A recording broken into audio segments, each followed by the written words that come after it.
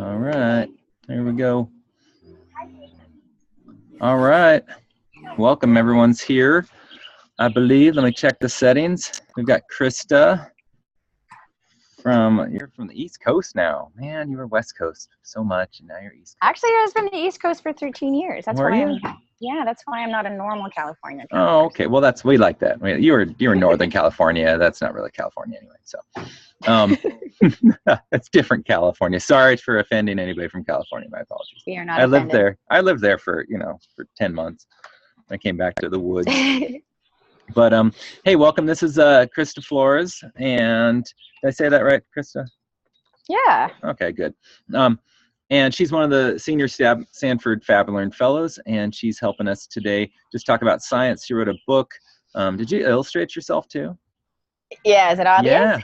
Yeah. So you did like the whole thing. You did the whole thing. We did that, but between me and Lindsay and Sylvia, we did the whole thing. Nice.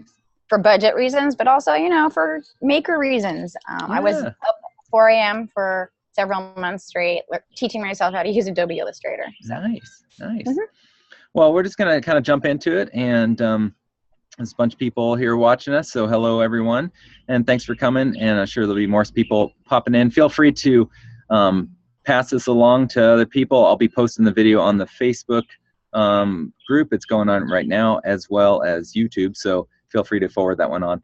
And we're going to talk to Christa today. I'm in Idaho right now. It's summer PD, so we can do things on location and don't have to be in the lab all the time. So this is actually a great place to be. So you enjoy the bird sounds like Christa, and they are authentic. It's not a sound machine. So let's just get into it. So tell me a little bit about, just tell me about the book and kind of why you wrote it and what your philosophy is on science and making. And I think that's a lot of people joining us is really wondering, okay, how do you do blend making and science together in an authentic, constructivism, hands-on way? Yeah, so I started teaching science in 2001, and I did a lot of your traditional science teaching. It was I considered myself a good teacher. I felt like I'd done everything the right way, but it was mostly teacher directed, and most of the work that my students worked on, I decided for them almost a year in advance, of what they were going to be doing, including all their forms of assessment. So that was my MO for a long time. And then in around 2010, 2011, I was introduced to the MakerBot Pro from a colleague that I was working with at the school at Columbia in New York City. And that was Don Buckley, FYI. And Don Buckley introduced me to the maker movement, but I wasn't really quite sure what it was back then. I'm not sure any of us really knew what it meant. But it did seem, we knew it was science, like putting together a 3D printer was totally science. Like intuitively, we knew that it was. But we weren't really sure what making was or how it connected to anything else deeper or more traditional in terms of educational philosophy until much later. And so for me, being curious about how I could link anything that was going on at like Maker Faire and the maker movement into my traditional classroom was something that I tried to sort of figure it out. And I was trying to figure it out along the way, and without a whole lot of resources to explain the connection between making and science. Even though, again, I feel like it's kind of a no-brainer. But the reason that I wrote the book in 2014 was because not only did Sylvia ask me to write the book based on a blog that I had written about the curriculum I had been using in my classroom to make the link between making and science for a long time, but I wrote the book because I was really insecure, I guess, about it. I intuitively felt like it was the right thing to do by humans, young learners, and society at whole.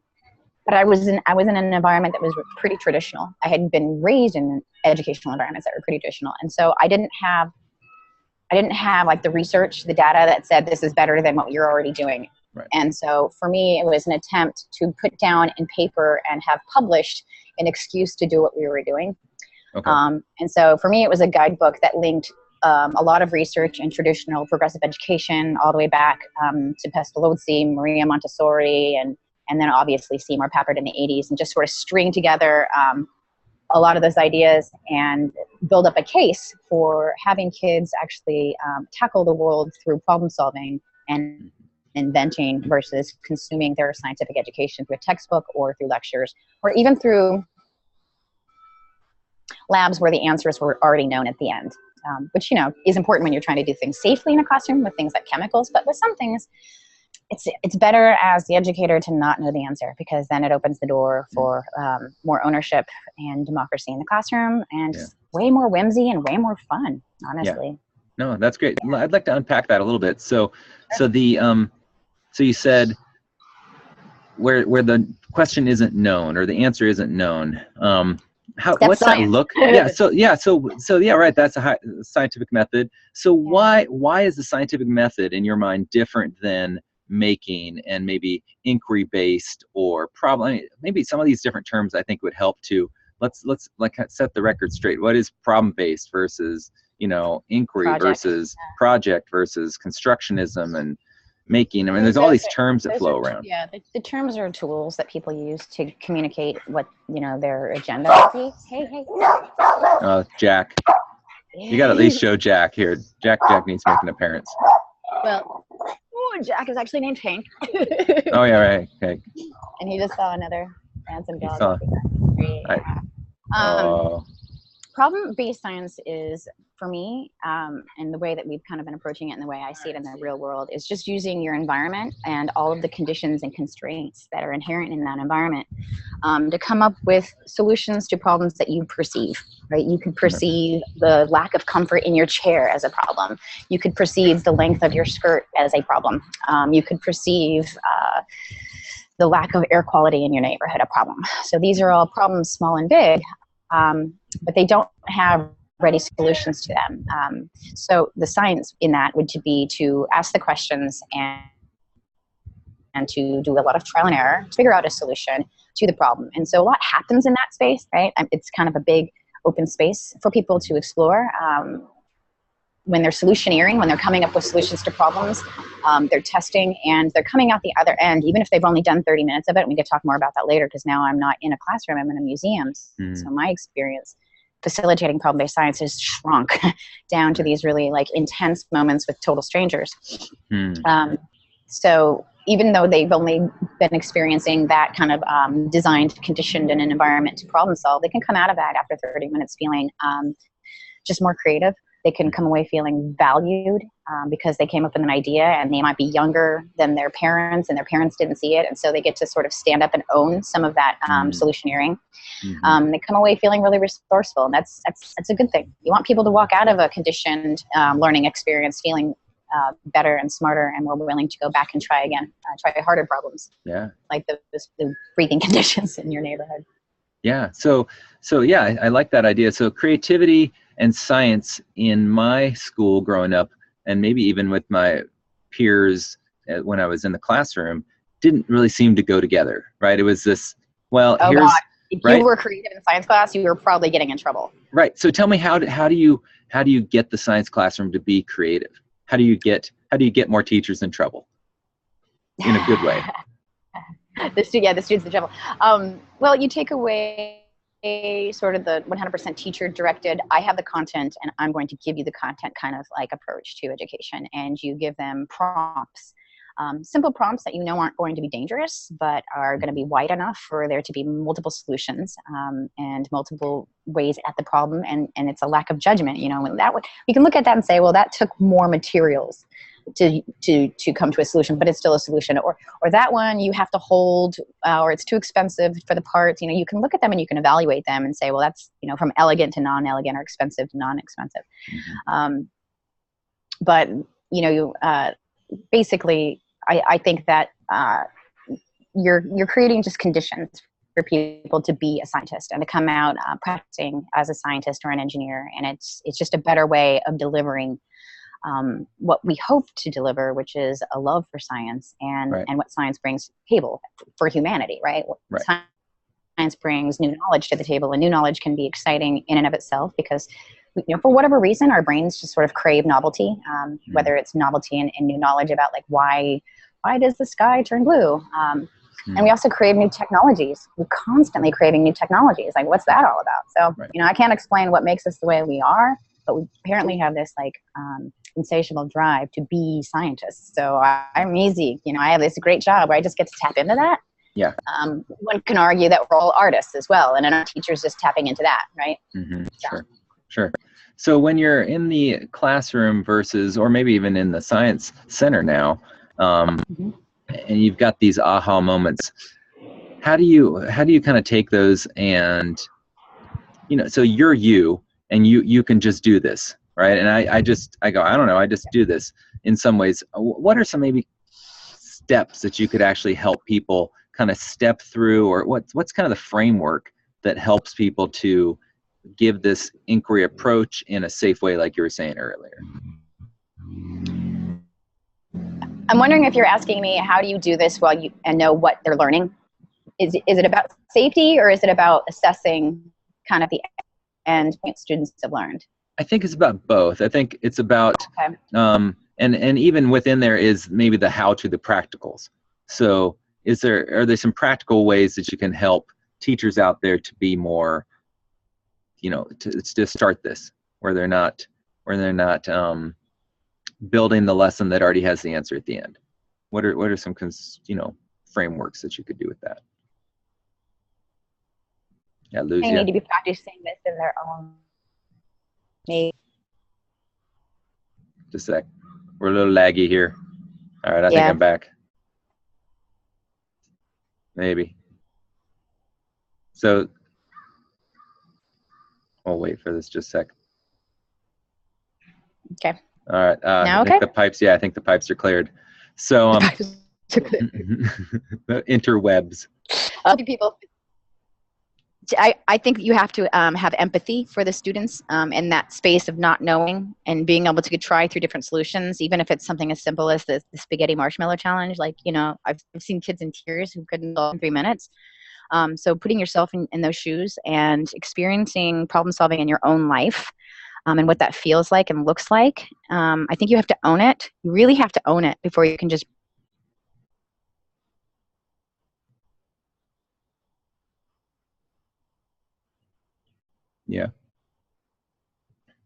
really feel and resourceful in their own life. Then how do you go into the classroom and get others to feel that way? Yeah. So as long as I think you have to step out of your comfort zone a little bit. And I know it's not fun to do, but right. That's good. Yeah, that's good. Hey, also people that are on the line in the Zoom webinar, feel free to put comments in the Q&A section or in the comment area. Q&A is a little easier for me, but I can open up the chat too and see that. Do you want to hear like some examples of prompts? Maybe people can get a better visual. Okay. So when I used to work in the classroom, I had a whole year to kind of design their learning experience. So I would start out with like a day-long prompt to a week-long prompt to 2-month-long prompt to 6-month-long prompts. But now that I'm in a museum, and I can explain a little more of those, but there's case stories of those a lot in the book. But now I'm kind of in a new environment where people wander into the lab in the museum. It's the Asheville Museum of Science, and they will interact with the designed experience for not at all. They'll look at it and be like, this isn't for me, or they'll stay for like an hour tinkering with something. Yeah. Noisy. That's all right. Makes it authentic, right? So a couple of like designed experience that we've put out for them recently was to bend light. So it's just the basic concept of light and how mirrors bend light and the angles of reflection and things like that. So there's a lot of math. I just put out 3 tables, put piles of Legos on the 3 tables and piles of mirrors, and shot 1 laser into like a designated area, the start zone. And then I hid the bullseye, so you would have to use multiple mirrors to get it to hit the bullseye. So it's just a bullseye on a wall and a laser, but people come in and they really engage with this problem, right? Because it looks like something that they can do. It looks like something that they recognize. They know Legos, and you can have a kid who comes in who's 3, is like, I'm a master Lego builder. So you have kids coming in already feeling empowered to start solving this problem. And then you also have parents who also like have like a memory of learning about mirrors and angles in school, and so they start applying, and they're all working collaboratively. And so that's problem-based science. Like the prompt, the rules are like, they're not serious. They're just fun. They're whimsical. They're low pressure. We might get some barking here soon again in a second. That's all right. I'll at least call Hank this time. Sorry, Hank. Exactly. So that's one example. Another one would be to like build or design a structure that can hover in a stream of air. Oh, right. Just like a wind tunnel. really big materials. Sorry, he's being snotty. Somebody needs socialized. He is usually, but he's protective whenever there's cookies around. Yeah. We have oatmeal cookies on the table. Oh, yeah. Yeah. It's a case right there. Yeah, so just like really small, engaging problems that are not serious world problems, you know. Sure.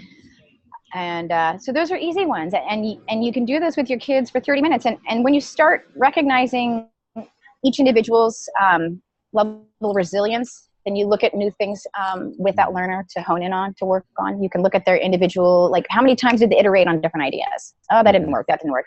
Or did they really stick with something that they loved because it looked beautiful, but it wasn't working? You know, like what is that all about? So just looking very deeply at the way that they approach a problem is your new in as the teacher. Like that's the responsibility, right? That's where your ownership comes in. And if you're a science teacher, then you know what parts of the concepts they're struggling with or not, you know, or perhaps in their ability to solve a problem, there's proof they understand the concept, but they can't write it down on a piece of paper. So there you have something for a child who's not good in your traditional classroom with writing and traditional tests, who is proving their ownership over that knowledge in a way that's empowering and creative and fun, that they wouldn't necessarily have access to in a traditional classroom. So it's a little bit more valuable because it just widens the walls a lot more. Great. Hey, I've got a question here for you. Talk a little bit more about what you're talking about in terms of assessment. So when you don't know the answer, basically the question is, when you don't know the science answer that they should know, what do you assess during the project? So like I said, if there's certain concepts in science that you want them to be able to nail down literally or figuratively, if you care about that concept enough, then you can build that into your prompt, like build something that will light a light bulb, and then boom, they've figured out conductors versus insulators, and they've figured out, you know, closed circuit versus open circuit, short circuit. They've gone through the iteration of all the key concepts and knowledge they need, and they're proving their understanding of it by building that through their artifact. And then you can get them to talk about it and assess it. What's great about the NGSS is that it's not just about content anymore, right? It's about acting like a scientist. So if we're not also assessing them on their behaviors in the lab, then we're missing the mark. So, you know, it's one thing that we say it's hard to really nail down the concepts, but we're focusing so much on the concepts anyway. And the proof is in the working circuit or not. And what we really need to be focusing on is those other skills that we were talking about before, like resilience and, you know, willingness to iterate on multiple solutions and things like that. That's great. Or work with others, right? Right. Kid might need to not work with others, and that's another skill set. Right. Yeah. I mean, you're definitely getting a lot of the 4 C's in there in collaboration and communication. Those are definitely good things to, and you probably can make a rubric out of that in some way that would. If you want to, yeah. Yeah. Now, tell me, that was a shorter prompts or a couple. Was the pinball machine that you had back at FabLearn, was that a longer prompt? Yes, or was that was a spring hard problem. That's where they would get 6 months lead time to figure something out. And even then, you know, by Maker Faire, only one of 2 machines, 1 out of 2 classes was actually online and working and testable during Maker Faire. So. And what grade was this? 5th grade. They were 10-year-olds, yeah. And did you give them any, what was the prompt, and did you give them any even mechanical framework to work within, or like a shell of a pinball machine? Yeah, so I mean, I've seen it, but explain it for the other people that haven't seen. I just wanted pinball machines, and so I just made up the prompt thinking they would come up with something really simple. But then I randomly got a contact with a gentleman who repairs the pinball machines for the Bay Area Pinball Museum. Oh, wow. Yeah, so there's a pinball museum. And so he came down and said, hey, we have this machine we can lend you on loan as research. So they installed a vintage 1978 pinball machine in the iLab for like an entire semester for us to play on. And he also said there was one that was identical to it that wasn't working anymore that we could just harvest parts from. So once we looked at the older one, and the older ones are great because they don't have microprocessors around it. You know, they're actually understandable to some degree to a 10-year-old. And so they were able to harvest some of the solenoid motors. We found out that they run off of minimal voltage, so we were able to use a power source that you can buy at a basic electronics store to power it. They created sound effects using a makey. So it was like just, you know, if you would hit a piece of tape or a bumper, it would make a noise. Or Did they put that through Scratch or something? Yeah, that one was through Scratch. And another one was an Arduino-based scoreboard that they eventually did. And so kids got to sort of like gravitate towards the parts that they found more comfortable. Like one kid was just really all about woodworking. So he did all of the math he measured the original casing for the pinball machine and then told me he made a little blueprint, and then we just recreated all the other pieces from scrap wood. Wow. And then, and then the other ones focused on working bumpers, and other ones really worked on making flippers. So because we only had one machine to harvest from, whoever kind of got to that part first and knew how to utilize it got to take it. But we had two classes, one set of flippers, one set of, all these things. And so the class that had to learn how to build their own plunger, it took them the entire semester to make a plunger that was on par with a professional plunger. But they did it. They made one, and so it was a point of pride for them to be like, yeah, you guys just harvested yours, but we made ours from scratch. That kind of like banter would go back and forth. So how much time did this take? Like how many hours do you think total 80. per 80 hours? Really? Okay. And this was after school? Some after school time or during their science? Well, yes. Yes, definitely. Not all groups were, and that's fine. Not all, I wouldn't give them a problem that they would have to come in during their free time to solve. Right. But some people would really get into their problems and they'd just spend their lunches there, or they would come after school. Usually you get a lot of the after school groups coming in like the week before Maker Faire. We would just throw parties because people would be there so often. We would have food and grandparents and parents and mentors at the ready. Okay. So how would you feel about somebody that says, ooh, 80 hours, how do I dial that down? Could I take pegboard, a pre-cut 2x4 pegboard and dowels, and show them how a couple different flippers from tutorials? Tell me about tutorials and how do you feel like that integrates into this type of learning? I think it does 100%. Not only because there are better tutorials out there than you as an instructor might be teaching that concept, but it may be a concept you don't know anything about.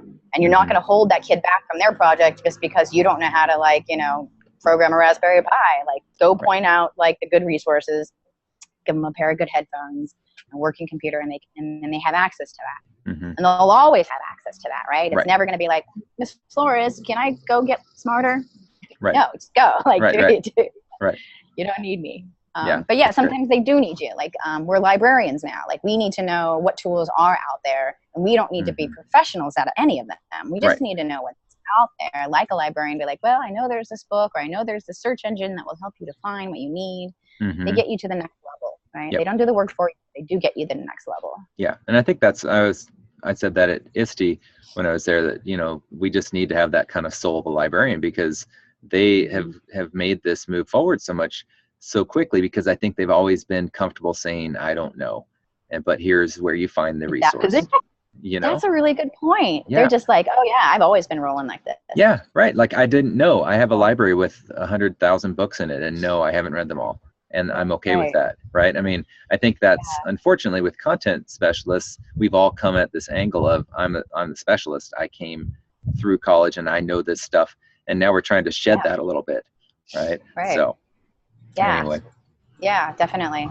I mean, it's great to know content. Like, it's nice to know things. Oh, yeah. If you're passionate about that content, but forcing everyone to take in content and then regurgitate it for somebody else's assessment just doesn't. It's not.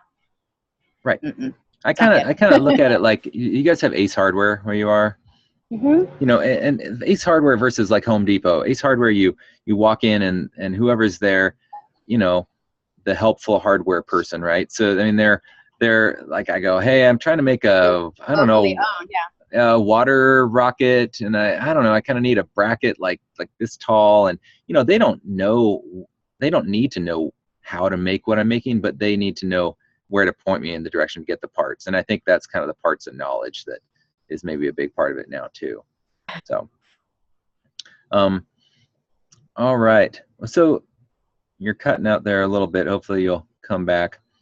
But I think, we'll probably wrap it up. We've been keeping these pretty short. So if anybody has any answers, I'm going to call on I'm calling some people here. No. Oh, hey, Kevin Jarrett. Do you know that guy? Kevin Jarrett. Is he one of the? Oh, yeah. He put his last name down there. One of the Fab Fellows. Kevin, come on. Ah, yeah. He just got called out and he put an OMG there. I'm gonna answer that. So, come on. You better ask me something. Come on, ask. You got a chance to ask Christa something. Come on, Kevin. He can email me anytime. I know he could. Anyway, I have to call on some people. That's the teacher in me. Anyway, while he thinks of a question, tell us a little bit about the book. And I did post. Thank you very much. I have it automatically posting, so it should have automatically posted around 1:20 my time, so 3:20, about 5 minutes ago. The chapter 1 and 2 of the book. Maybe tell us a little bit about that, and then tell us about the book as well. Yeah. And if we don't have any questions from Kevin, we'll wrap it up. Or anybody else out there. I see you guys. I know your names, or at least whatever you wrote down. So. Yes. So you have a sample of the most academic-y part of the book, the part that was mostly heavily based on research. To make that sort of argument for why making belongs in a science lab or a science classroom or in the framework or education. Take it out of the lab. Doesn't have to be in a closed classroom. But it makes the link from a historical perspective, from a philosophical perspective, from an economic perspective, from a gender perspective. It takes a lot of different lines and pulls them together for, I think, the strongest argument for why we should just be doing this all the time in science class. So that's what those 2 chapters are. The rest are more of kind of the fun part, the argument for why being a designer in the science classroom is a good idea in a changing world with lots of really scary new problems every day. So that's chapter 3. And then chapter 4 is that blog that Sylvia had originally asked me to write. That's what the book was supposed to be about, just chapter 4, which is what is probably chapter 4 was supposed to be the book. And that was the curriculum design, how I designed problem-based science from one year to another with some kind of a framework. And that was actually inspired by Gaber Tolley at one point, who opened up the Deankering School in San Francisco and San Francisco Brightworks. Because he had sort of a philosophy of like this arc of learning throughout the year, and I wanted to sort of do more thematic learning throughout the year as well instead of content-based learning. So that's kind of where the inspiration came for that. So that's chapter 4. And then it goes on to give like lots of really cool stories about people who are doing this kind of work in their classrooms all the way from pre-K to like college and high school level, including one like self-schooled young lady who is in high school now, who built her own cave mapping robot, which is one of the coolest things ever. Yes, there's some cool roboticists out there right now that are all in high school. And it talks about the importance of encouraging high schoolers to be entrepreneurs as well in that section. And then it goes on to sort of like, hey, you know, one of the elephants in the room about science education is that there's a real lack of diversity in not only professors and research scientists, but just sort of like in our media as well around who and what a scientist looks like. So I talk about the importance of actively encouraging STEMinism in our culture, which is saying, you know, like, hey, you're a girl and we want you and here's why. you know? It's just like a recruiting mechanism. Great. Or you're different, you're diverse, and we want you. And then I think it has another chapter on the importance of the marriage between science and art, and how like science has alienated a lot of our population because it feels like there's always a right answer and it doesn't feel like there's room for creativity. But it's one of the most beautiful and creative subjects in the world. And as scientists and science educators, we need to be owning the beauty of science and science art and the history of science and art, because, you know, just the didactic form of science began as gorgeous illustrations, like posters on the wall and then gorgeous illustrated books. And that was how we taught. Those were our teaching models back in the day before we had, you know, interactive stuff. So, yeah, there's a long history for why being able to draw and look carefully with your eye and see the beauty of things is important. And it has a lot to do with selling science too, right? Like if you want to get funded, you better be able to show your data in such a way that it's enticing and something that people will fall in love with enough to give you money for. Yeah. You know, No, like, oh, you know, look how beautiful those corals are. I want them to survive. Here's my money. Right. But that was Jacques Cousteau's, you know, that was what he tried to do. Like, bring the ocean in its entirety and its beauty to our living room so that we would care enough about it to preserve it. Yeah, that's great. Those are great. Thanks, Christa. I really like that. I'm going to keep STEMism in my phone here. I like it. I've got 3 girls, and so, you know, I'm always just saying, come on, let's use this and let's do this, and they, you know, they each have their own bent, but still, it's part of that discovery, right? And art is discovery, science is discovery, and like you said, it's wired in. We got another question here. It's do you have a project that was a beautiful oops and became one of your favorite moments in a classroom? Beautiful man. Oops. Gosh. The one that's like my favorite, because it's the most colorful, is the purple paint story. One of my teams, one of their solutions to a spring hard problem was to design a painted illustration on the floor outside of their English classroom. She wanted some way to organize them before they came into classroom, and so they decided to turn a basic line into a secret message, and they designed the code for it.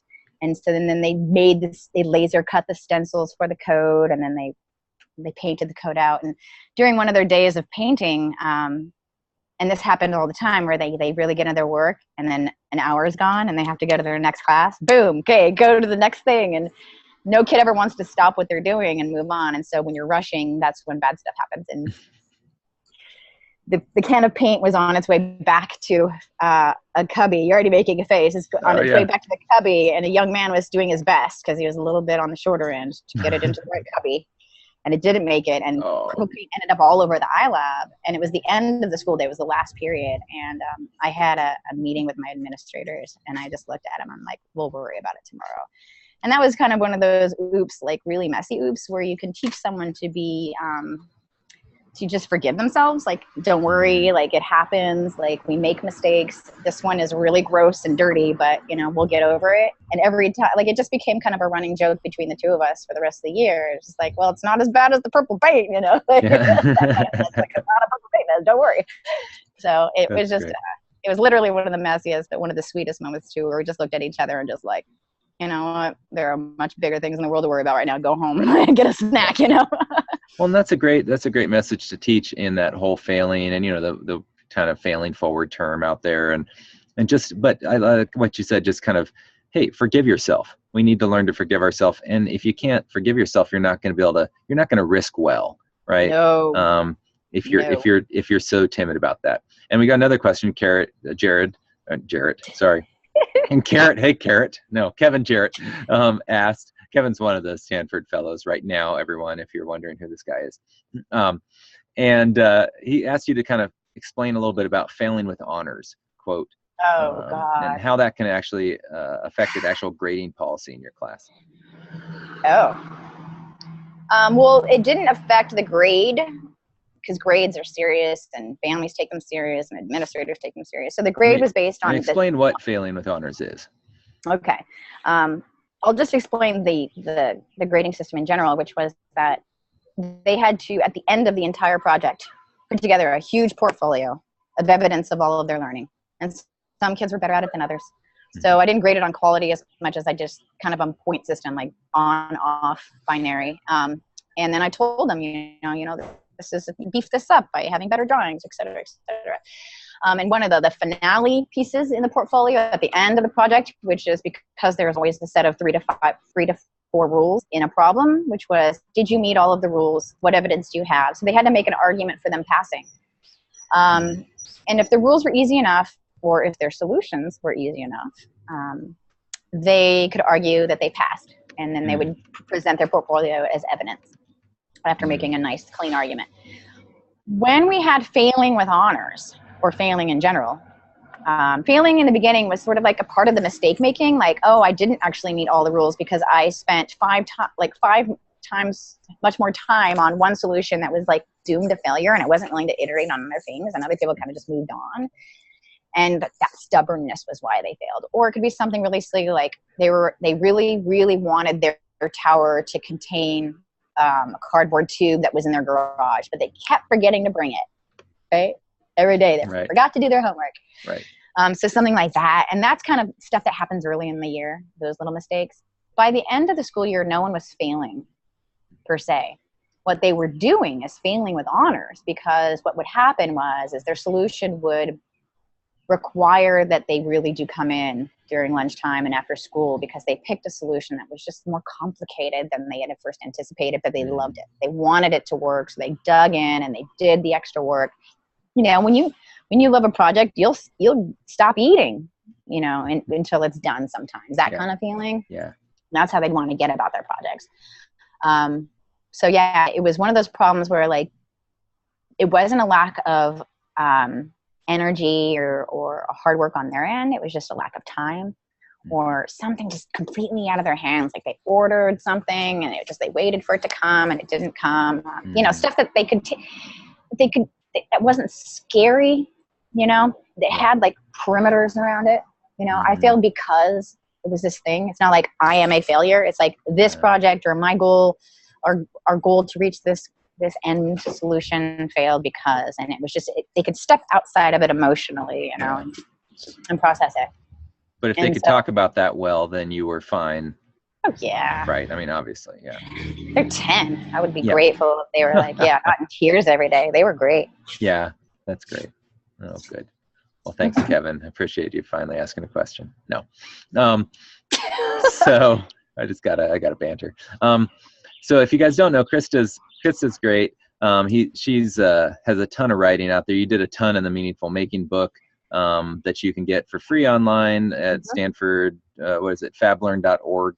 You can look for the Meaningful Making PDF that you can download, or you can buy it. I have a couple text versions myself, and it's a phenomenal book. And then, Christa, how can we get your book? And where's the best way to get that? You can just Google Making Science, Reimaging STEM in the middle school classroom, and it'll come up like Making Science book. Great. And I'll paste the Making Science link to the Amazon if you want to get it for some summer reading. And, you know, really that's about what we're doing. Next week we have Roy calling in from Africa. So he's going to talk about